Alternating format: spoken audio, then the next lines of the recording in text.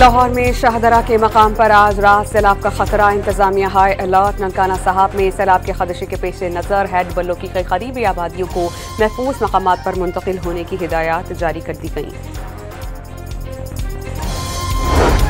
चनेओश के मकाम पर दरियाए चनाब की सतह में मुसलसल इजाफा, मुताद्दिद देहात का राबता कट गया। रावी और सतलुज में भी ऊंचे दर्जे का सैलाब, कई मकामात पर पानी आबादियों में दाखिल, फसलें ज़ेरे आब।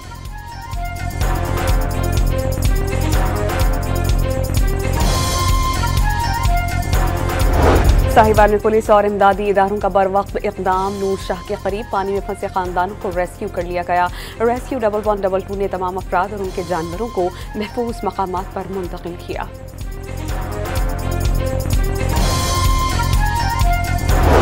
दरियाओं की गुजरगाहों पर कब्जे करके हाउसिंग सोसाइटीज कायम की गई। तामीरात से सूरत हाल ज्यादा खराब हुई, इजाजत देकर मुजरिमाना इक़दाम किया गया। नदीम अफजल चंद की program live with Adil Shah Seth में गुफ्तगू।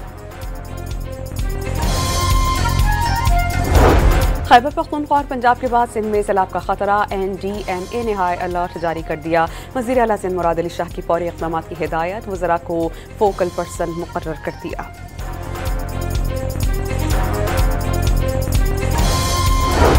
मुल्क भर में बारिशों का एक और सिस्टम बरसने को तैयार। कल से 2 सितंबर तक खैबर पख्तूनख्वा और 29 अगस्त से पंजाब, सिंध और बलूचिस्तान में बादल बरसने की पेशगोई।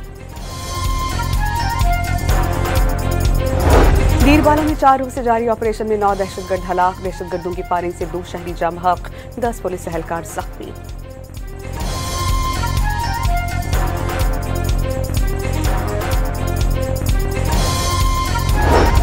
कराची के इलाके पपरी में नामालूम अफराद की फायरिंग से पुलिस एहलकार शहीद। नॉर्थ कराची में डाकुओं से मुकाबले में एहलकार जख्मी हुआ।